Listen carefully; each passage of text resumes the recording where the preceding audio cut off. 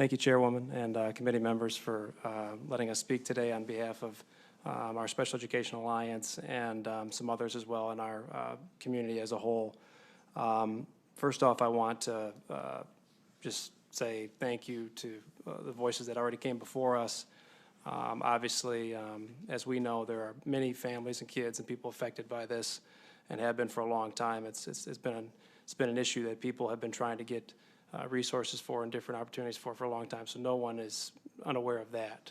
Whether or not people have acted on that in the different places is probably different across the state. But also want to thank the committee, this specifically, for your attention to performance in schools this year and how you've looked at how kids are doing from the start of the year to the end of the year and some of the things that you've worked on yourself.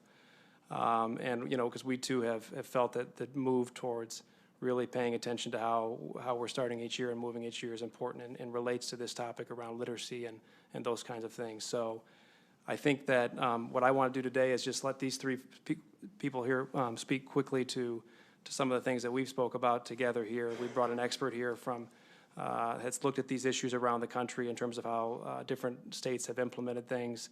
We also have a couple people here on the field. I'll let them introduce themselves. And again, just want to thanks for the quick time here. Thank you. When you start, please state your name. Sure. Good afternoon. My name is Rachel Gabriel. I am an associate professor of literacy at the University of Connecticut, and I'm a policy scholar. I study how policies related to reading are implemented and how they're formed and what their impact is on student achievement and student growth. If you were compelled at all by the testimony that you've heard so far today, and I certainly am, I would urge you to act, but I would also urge you to reconsider the policy strategy. And the reason that I'm going to ask you to consider the strategy is because this is part of a trend, a national trend that started about 20 years ago with bills that have really similar structures to them, and that they become layered on top of each other. And we have begun to see some of the results of these layered bills in Connecticut, where I'm from, but also in states like Tennessee, Texas, Arkansas, Florida, and Massachusetts.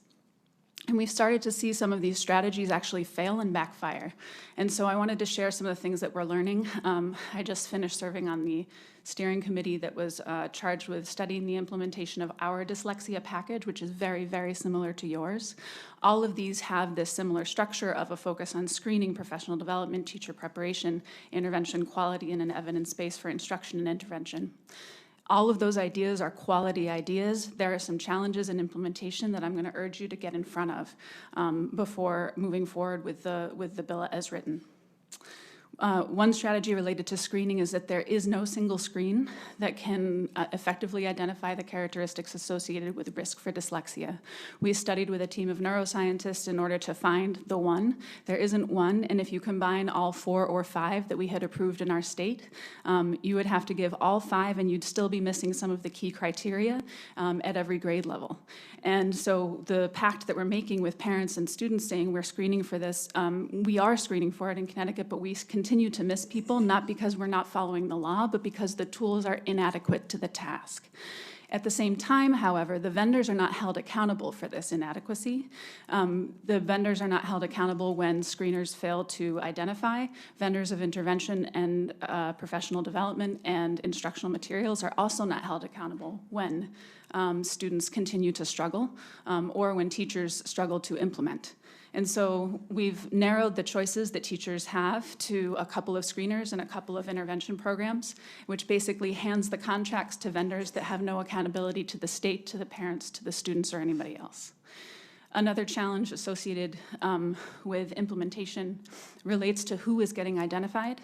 And because the intervention systems in many of our schools and many schools here are flooded with students who need help, in some cases the entire class qualifies for intensive intervention, students are not able to get individualized instruction at a tier 2 or even at a tier 3 level. And we know that responsive diagnostic teaching early is the only thing that students need when they struggle with dyslexia, but when every single student in the class qualifies for that, it's not individualized anymore. And so when these systems are flooded, they fail to produce the results we want, not because we aren't implementing the structures of the policy, but because They just have too many kids that need support. So there has to be some sort of attention to prevention earlier, and this is indeed the direction that the neuroscience is going in. The need for early intervention is becoming sort of the real topic of neuroscience research at the moment. Instead of studying specific programs, they're studying how early is early enough, and finding that the genetic risk for dyslexia can be prevented with adequate, high-quality early literacy experiences that are informed by the research on adequate, high-quality early literacy experiences. And it's the same kinds of strategies that also would address the social risk for reading difficulties rather than the genetic or neurological risk for reading difficulties. And so prevention would ease the burden on some of these intervention systems that might be able to find kids they would previously miss and support kids that they have found, were they not attempting to serve so many kids. Thank you. Hi, I'm Chris Griefor.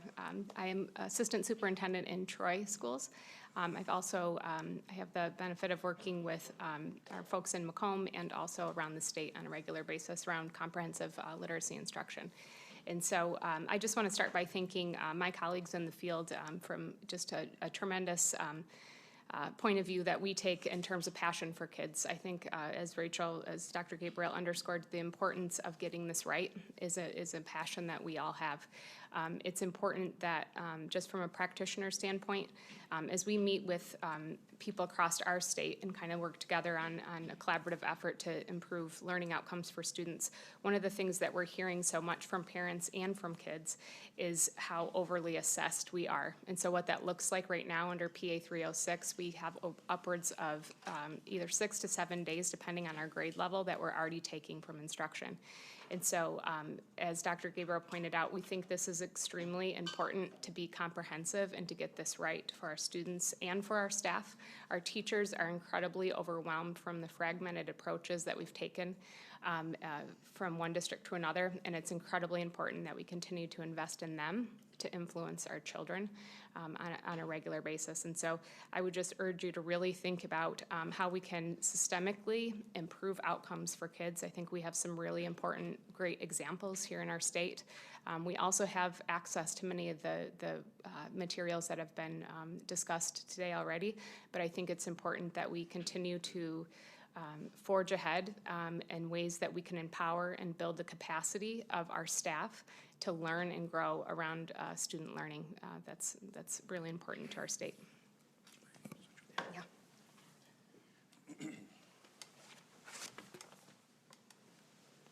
Thank you, Chairwoman and the committee. My name is Justin Mahalik. I'm the Assistant Superintendent for Special Education at the Macomb ISD. First, I want to start by thanking you for your support in special education the past couple years, increasing the funding in special education that's much needed for all of our students in the state that have disabilities. The other thing I want to thank you for is your focus on the area of reading. We know we have improvement to do in the area of reading. But I want to speak to you from the special education perspective. In Michigan, we should be proud that we service students birth to 26. Many of us have relationships in the field with our families all the way from birth before they even get out of the hospital and then throughout their continuum of education. One of the things that I would recommend is taking special education out of this bill. And the reason why, we already have 2 other laws that mandate what we need to be doing for special education. We have MARS and we have IDEA. When I look at the bill, and I look at how it's on page 9, where consider the need for full comprehensive evaluation to determine eligibility for special education, we have an obligation to do that already. If we are not doing that under MARS, if we're not doing that under IDEA, there are significant concerns. The other page in the bill, it talks about we need to ensure that necessary accommodations or equipment are provided. Again, that is an obligation through that IEP team with the parents who are the #1 advocate for that child. Which bill are you speaking to right now? 380. Thank you. And then also on top of that, we also have an obligation for specially designed instruction. Hearing the stories before we came up here, it's powerful. Students deserve to be able to read, but through the IEP, they meet annually. They evaluate what they've been working on for their goals. They do some additional evaluations. Some students may exit. That's a wonderful thing. Some students, we may need to change what we're doing. So the IEP or IDEA and MARS really addresses the areas for our students with disabilities. The last thing that I would say is every one of our students in Michigan. Now, remember, I'm special ed, so my focus is on the individual instruction for students that have IEPs. Every single student in the state of Michigan deserves the right to an individualized education. They deserve that right to have that education by their teachers that are highly trained, not just some classes at the university level. They need to be highly trained, professional development, embedded coaching over and over throughout their career to meet the literacy needs, the math needs, the social-emotional needs of all our children here in Michigan. And thank you for your time. I'll just thank you again and close with a couple more comments. Just to reiterate one of the things that Rachel said regarding sort of some of the specifics in the bill where it narrows in on what certain elements may have to require, some of the screening things may have to require in terms of what they're set up. One of the things that we had talked about was the issue of giving flexibility. So while there may be a need to define some of these things initially, making sure that if they're not working after so many weeks or they're not working to do what or you intended them to do, that there's flexibility inherently in there so that we can change course. And also, in general, there are other people out there creating other types of assessments, other types of tools that might help us in this area, and we want to make sure that we're always being flexible enough from both a fiduciary standpoint and just being able to work with kids that have these needs and can change products, can change things, can change directions. So I think part of it is being concerned about the prescriptiveness, which is intentional because of what you're trying to address here, but it also has the unintentional side of what we've already discussed. So again, I think, we also, lastly, the comments about the early intervention and prevention. We should really be focusing in on these things in preschool, which we're doing in early years of school, and that requires a significant investment and a significant amount of time. And we have had a lot of opportunities to talk about these things, but we have not been able to be consistent across the state, and we have not been able to do the kind of professional development that will ultimately lead to all these teachers, that all these kids who have had these hardships, who would have otherwise been in front of a teacher who was properly trained, who was able to recognize their challenges and address that. So no one here denies that we have work to do on this issue and many on literacy. This state has to be competitive, and the only way we're going to be competitive is if more of our kids are reading and reading at grade level than the rest of the nation. I care about the whole country, but we want this state to be more competitive than anybody else. And so we appreciate the opportunity to speak, and we'll take any questions if you have them. Thank you very much. We do have a few. Senator Horn. Thank you for your testimony. Part of that was so intense, I feel like I just walked up about 4 flights of stairs. Just trying to keep up with you. There's, as a chair described, this is testimony only today, correct? And so we have time to review all of the concerns that you had with this. Can you take it just very briefly, kind of take us through this experience that we're having today with testimony? We have young people that are talking to us about having tutors, that extra homework, and I think 1 or 2 actually talked about their schools failing them. So if one assessment isn't enough, because it's not going to ask the right questions, and 5 or 6 in a series aren't going to be enough, what precisely is it that you're suggesting that is done? It's going to have to be a combination of assessment, and it could be one because we don't want to over-assess, and professional judgment. And the professional judgment should be a team approach. It shouldn't just be one teacher making that decision. It should be teachers with speech-language pathologists and with literacy specialists who are trained to understand the different pathways to literacy that students might take.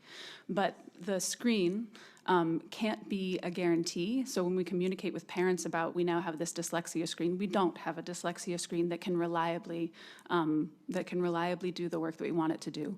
We are looking for suggestions that there may be some reading difficulty, but that has to be combined with the professional judgment of an interdisciplinary team. Otherwise, we are not only we're gonna have problems on both sides. We're gonna over and under identify. And the problem with over identification is you might have someone with reading difficulties but not dyslexia, and then the first line treatment for dyslexia is not actually what they need. We have different profiles of reading difficulties. We wanna make sure that kids get exactly the instruction that they need for themselves. And I think the stories that I have heard this morning, and I have sat in rooms like this and heard stories like this often, I'm not immune to them at all. I haven't grown callous to them. I'm a literacy educator at heart, and I come from a long line of them. But what I hear over and over again is if someone intervenes early, then we save kids from struggle. And the other thing I hear is that students need individualized attention when they have these kinds of difficulties. And we can't offer individualized attention, 4 hours of one-on-one instruction in a public school, if every single kid needs that. And so if we let students develop reading difficulties in school because they aren't identified early or aren't receiving high-quality instruction, don't have opportunities to learn, didn't have early opportunities to learn, then we're going to have systems that couldn't possibly serve them with all of the best intentions and all of the smartest laws. This law in particular reiterates existing laws in terms of having a screen, in terms of teacher preparation, in terms of professional development. This set of 5 strategies is already on the books at least twice, here and in most other states.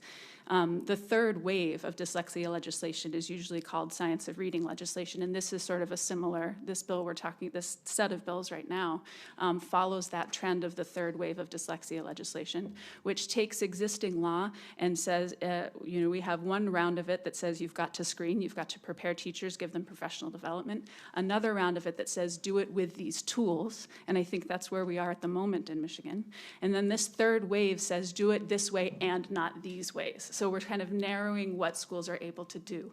The reason that we've had to double down and triple down on asking schools to do the right thing in the area of literacy is because they don't have the infrastructure or the volume to enact these laws and implement them with fidelity to the intention. They may be able to be in compliance, but not with fidelity to the intention. By that I mean, you've got your 3 tiers, but they're so packed that there's nothing individualized about them. The interventions are not meeting the needs of individuals because there are too many individuals with needs. Thank you, Senator. I think that's our last question. Thank you very much for your time. Oh, you changed your mind? Senator Paul-Hankey. I just want to, I'm with Senator Horn. You know, I can tell you're a PhD in what you do, so I'm going to just dumb it down a tiny bit. So are you concerned that because of the inadequacy of, like, there's no one single screener, that perhaps when kids are screened, too many will qualify for this program and then flood the system so it won't be true Tier 3 teaching? Is that your concern? I have both concerns. There's sort of like the false positive, which is what you're describing, where Right. too many people are identified incorrectly, and then there's the false negative, and both, which is that they really should have been identified and we missed them. Both of those will happen because we don't have screens that have the technical adequacy to do this work on their own. The screens themselves are going to miss kids and they're going to scoop up kids that don't need it. So professionals are going to have to take the results of those screens and have the time and the leadership and the professional development to interpret them in the context of what they see in the classroom, and in some cases in the context of other assessments from speech, from reading, from an interdisciplinary perspective, to say, yes, we think this really is dyslexia, and here's the most appropriate first-line approach, which we will drop like a hot potato in 6 weeks if it's not working. But at the moment, it's written as the screener will do that thinking, and it can't. And then that the first line approach will be enough, and it won't always be. As a middle school teacher, I taught lots and lots of students that had the same intervention 3 and 4 years in a row and hadn't made any growth. They bear the mark of that intervention. You can see what they were taught, and they can perform that activity, but they aren't readers yet. And so it's really important that we have a first-line approach that everybody knows how to give, but that we drop it when there's evidence that it doesn't keep going. And if that's the goal, if we want to promise parents, we will go to the ends of the earth to find the approach that works for your child, so you don't have to visit 18 states. We will try 18 things until we find that thing. That's the promise I want to make to parents. That's what I want to hear as a parent. Then we have to invest in teachers by giving them an aligned message about here's our approach to literacy, not from many, many different bills and many different agencies, but here's the approach to literacy. We're going to embed coaching to make sure that you know how to make these really high stakes decisions. And we're going to embed coaching to make sure that you don't just have one approach for students with reading difficulties, specifically dyslexia. You might have several, or you might have a team that you could refer to that would have other possibilities. We don't want to create, in the name of serving students with dyslexia, we don't want to create a single pipeline that's too narrow for that group. But until a great screener is created, maybe one single great screener, wouldn't the greater good, though, be to still address this and knowing, gosh, we might go a little too far, or we might not go far enough, but the middle is going to be served? Absolutely, screen, but you have two laws already on the books that require screening.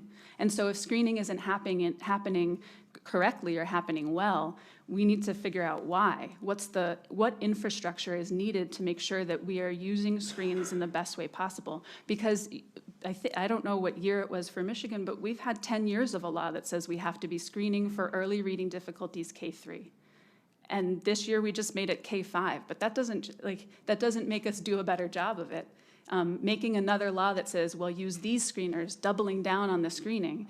If we aren't screening effectively, we need help to screen effectively. We don't need another law to tell us to do it louder. Thank you. One last question, Senator Geis.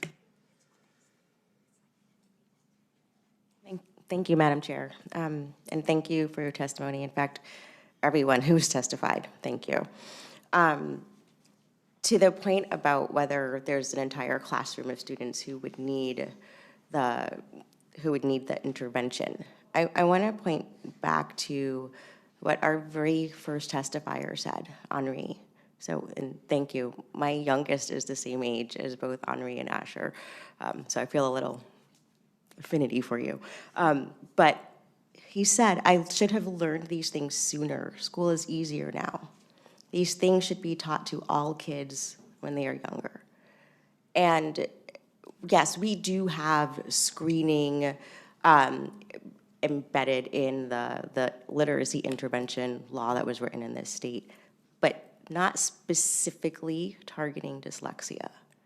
And so that is what this package is aiming to rectify. And I can tell you that there are some of us in this room who might be old enough, or who had teachers old enough during our primary grades, who had some of these same strategies back before there was a radical shift in how reading and literacy was taught. So, you know, I think to say that we would be harming other students, because it's what it's sounding like, that the potential for harming other students who might need different strategies at the expense of students who need these specific strategies, I'm concerned that we would end up, you know, with another 3 decades, 4 decades of failing students. And we've heard from our other testifiers, like Dion, about the long-term downstream effects that occur. So, you know, and I understand what you're saying about having multiple tools in the toolbox, basically, multiple approaches, multiple choices. Yep. Not to use the testing phrase, but multiple ways to help address the issue of helping our students attain not just fluency, but literacy. Right. But I don't think we can do it at the expense of addressing dyslexia specifically. Oh, no, absolutely not. Let me be clear about where I think the harm might lie. We have to screen. We also have to acknowledge that the screens we have, no matter what they are not adequate, which means we have to screen and add professional judgment. And if professional judgment is part of it, we have to invest in developing the kind of professional judgment that could make a good decision about these things. The risk, the harm of being placed in an intervention that is inappropriate for your needs has already been expressed this morning. Students that are in intervention settings or instructional settings that don't match their learning profile learn that they can't learn that they aren't good enough, learn that they're not going to move on to the next grade level. And all of those downstream effects that you're talking about will take place. The harm is that some of these screeners will say that an entire grade level, the entire population, is in need of intensive intervention, and then the school doesn't have the way to prioritize how do we provide one-on-one support, small group support, what should instruction look like if this entire school is an intervention unto itself. And what we found in states that have these laws already is that there isn't an increase in the number of students who are identified with dyslexia after the passage of these laws 2, 3, and 4 years out. That's about as far as we go. There is, however, a redistribution of who's getting identified.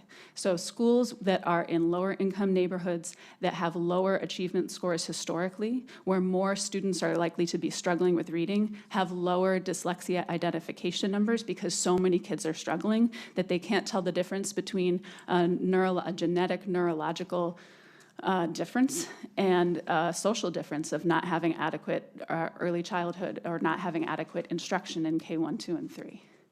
On the other hand, we do see an increase in higher income schools that are that have a history of higher achievement in general, because there, some individual with reading difficulty does stick out.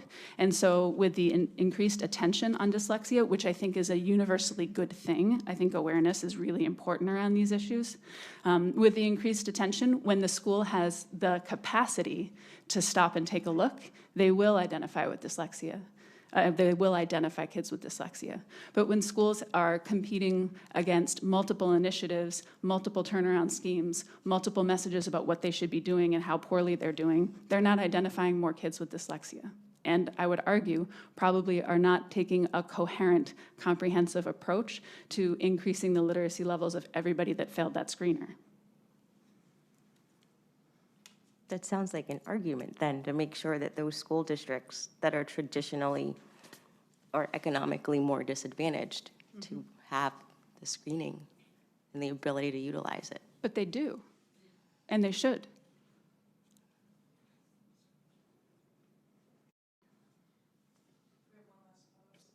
Yeah, just a follow-up to it, because when I'm sitting with educators and, administrators, teachers alike, we talk about in a classroom of 25, 30 kids, each one of those kids is wired differently, right? Yeah.